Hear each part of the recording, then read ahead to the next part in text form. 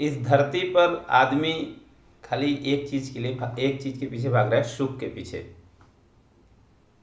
ठीक, थोड़ा सा ये सब सिस्टम को समझते हैं। दरअसल मैं आज एक स्टोरी सुन रहा था तो उसी से कनेक्टेड है सब। हालांकि मैंने यूट्यूब पर एक बार वो स्टोरी शेयर किया हुआ था कि जो राजा विक्रमादित्य थे ना, वो राजा क्यों बने, उनके मन में एक बार ख्याल आया जब वो राजगद्दी पे बैठे थे। वो बैठे थे और उनके मन में ऐसा ख्याल आया कि मैंने पिछले जन्म में ऐसा क्या काम किया था जिसके कारण मैं राजा बना। तो उन्होंने उनके वहाँ पे बैठे जितने विद्वान लोग थे उनसे पूछा, तो उन्होंने बताया। फिर उसकी बहुत लंबी कहानी है, लेकिन अपने लास्ट में आते हैं उनके ऐसे कौन से कर्म थे जिसके कारण वो राजा बने। तो दरअसल वो पिछले जन्म में हाँ, दो भाई और एक बहन थे। तो और जब वो लोग तीन लोग ये थे और उनके मम्मी पापा, टोटल 5 लोग थे परिवार में। और अकाल पड़ा था, उस समय अकाल पड़ा था, खाने के लिए मिलता नहीं था। तो वो उनकी मम्मी गई कहीं से मांग के लेके आई, और वो लोग बहुत गरीब थे। तो मांग के लाई और एक रोटी बना, तो उस रोटी के 5 टुकड़े किए गए। तो नहीं होता कि थाली लग गया, सब लोग बैठ गए सर्कल में खाना खाने की तैयारी कर रहे थे। उसी समय एक भिखारी आ गया और भिखारी बोला कि मुझे भी दे दो, क्योंकि उस समय मतलब वही था कि किसी को कुछ मिलता ही नहीं था खाने के लिए, हर जगह त्राही त्राही मची हुई थी। तो भिखारी ने जब मांगा तो उसके पापा ने भगाया कि बड़ी मुश्किल से लाया हूँ और तेरे को दूंगा। उसकी माँ ने भी उल्टा पुल्टा बोला। फिर छोटा भाई तो मारने लगा और उसकी बहन ने भी उल्टा पुल्टा बोल दिया। अब बचा एक इंसान जो बड़ा भाई था, उसने क्या किया, अपने में से आधा दिया, आधा रोटी दिया। मतलब आप समझिए, जब आदमी 2-3 दिन से खाया ना हो और उसको आधी रोटी मिले और उसमें से दे देना बहुत बड़ी बात है। तो उन्होंने दिया, तो उसने उस भिखारी ने उनको बोला कि जा बेटा तू राजा बनेगा। तो अगले जन्म में राजा विक्रमादित्य वो बने। ठीक, बाकी जो 3 लोग 4 लोग थे उनके बारे में कहा जाता है कि जिस उसके पापा ने उसको भगा रहे थे तो कुत्ते का जन्म मिला, हर घर से भगाए जाते थे। ठीक, दूसरा उसकी माँ थी, वो बहुत इधर उधर की, वो भी तो उसने भी कुत्ते का ही जन्म लिया, बराबर। फिर उसका जो भाई था, राजा विक्रमादित्य का जो भाई थे, वो उसको मारे तो वो जन्म लेते थे और मर जाते थे, जन्म लेते थे मर जाते थे। ये समाज में देखने को मिलता है। कुछ बच्चे ऐसे होते हैं जन्म लेते हैं चले जाते हैं, मतलब वो जीवन दे के ही नहीं पाते हैं। उसकी बहन ने बोला था कि जाओ तुम गंदा खाओ, यहाँ आए हो खाना मांगने के लिए।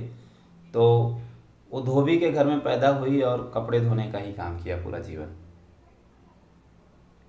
तो मतलब यहाँ पे क्या था कि सेवा तो सब लोग करते हैं, लेकिन मुश्किल समय में किया हुआ सेवा, चाहे अपने अपने मुश्किल में हो या किसी और के मुश्किल में हो, किया गया मदद, किया गया सेवा, वो बहुत आगे लेके जाता है आपको। उसकी आप कल्पना नहीं कर सकते हो। जब भरा है पेट तो आप सबको दे सकते हो, पेट खाली हो तब देना बड़ा टफ काम होता है। तब किसी और से नहीं लड़ना होता है, अपने आप से लड़ना होता है, अपने आप से लड़के आगे बढ़ना होता है। अब यहाँ पे जो बात आई सेवा की, तो उससे हम समझते हैं कि ये धरती पे जितने भी लोग हैं खाली सेवा कर रहे हैं। ठीक है, एक दूसरे का हम लोग सेवा करते हैं। जैसे जो भी है इस धरती पे, ऐसा नहीं कि इंसान, जानवर भी कोई जान दे के सेवा कर रहा है। जैसे गाय भैंस है, वो भी हम लोगों की सेवा करते हैं, हम उनकी सेवा करते हैं, हमारी सेवा कर रही।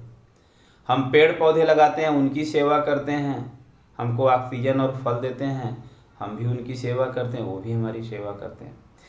ठीक, और जैसे मनुष्य हैं तो हम लोग एक दूसरे की सेवा करते हैं। ठीक है। घर में भी है तो हम लोग सेवा ही करते हैं।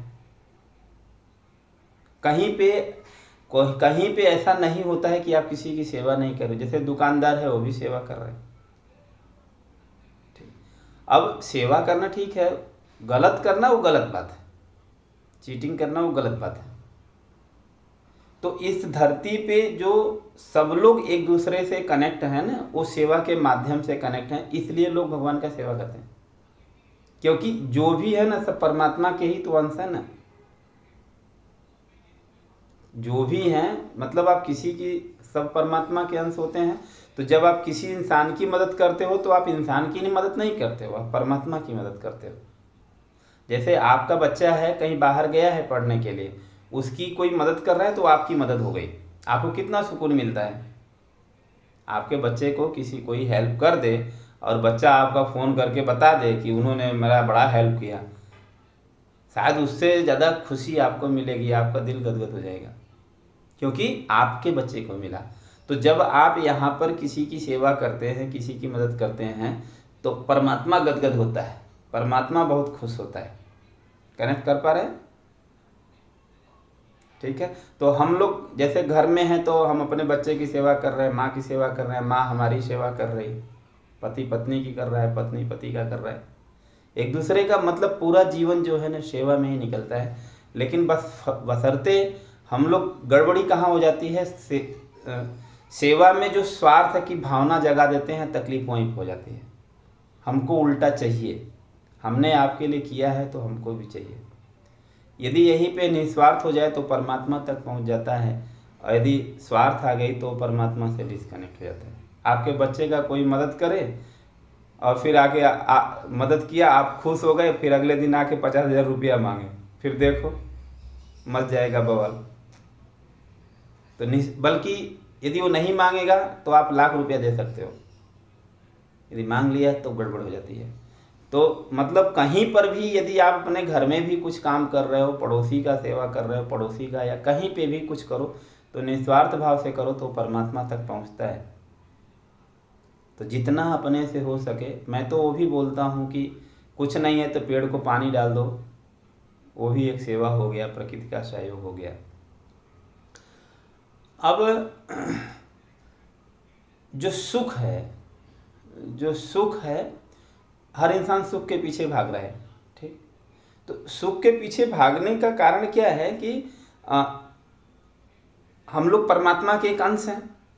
ठीक, परमात्मा के एक अंश हैं। परमात्मा परम आनंद का अनुभव करता है, बराबर परम आनंद में रहते हैं वो। तो हम लोग क्या ढूंढते हैं, उनके करीब जाने की कोशिश करते हैं कि जैसे हम उनके करीब पहुंचेंगे हमको भी परम आनंद की प्राप्ति होगी, सुख मिलेगा, अच्छा होगा। नहीं, हम पूजा पाठ इसीलिए करते हैं ना कि आप किसी को फोन क्यों करते हो, उसके करीब पहुंचने के लिए। ऐसा तो नहीं होता कि हम फोन कर रहे हैं डिस्कनेक्ट होने के लिए। हम तो फोन करते हैं, लोगों से हालचाल करते हैं, लोगों से बातें करते हैं। क्यों? क्योंकि कनेक्ट हों। और जब हम जिससे बात करते हैं तो उसका गुण हमारे में आने लगता है, जिसके साथ रहते हैं उसका गुण आने लगता है। तो जब हम लोग परमात्मा का पूजा का पाठ जम के करते हैं, वो वाला नहीं कि माला जप रहे हैं और गाली दे रहे हैं, वो वाला नहीं।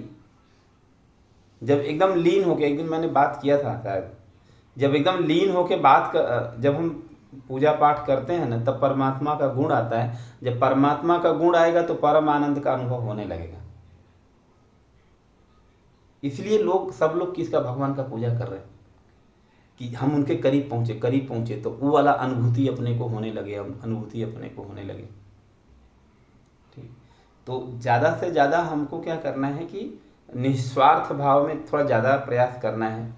दिन में 1-2 काम ऐसा कर ही देना है कि मतलब चाहे जैसे तो मैं बोलता हूँ, चाहे चींटी को आटा ही डाल दो, पौधे को पानी डाल दो, यहाँ पे कोई जलन की भावना नहीं आएगी, किसी को कोई तकलीफ नहीं होने वाला है। तो छोटा छोटा यदि हम बदलाव करेंगे ना, तो ही हम बड़ा बदलाव ला सकते हैं। क्योंकि मनुष्य ही है जिसको ये समझ है, बाकी बेचारों को तो समझ ही नहीं है, फिर भी वो लोग हम लोगों से बेहतर काम कर जाते हैं।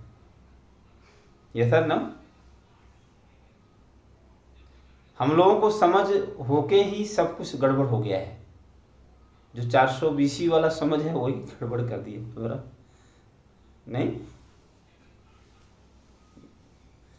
तो थोड़ा सा अपने को ना वो कंट्रोल करना है, थोड़ा सा निस्वार्थ भाव की तरफ बढ़ना है, तो जीवन बेहतर होगा।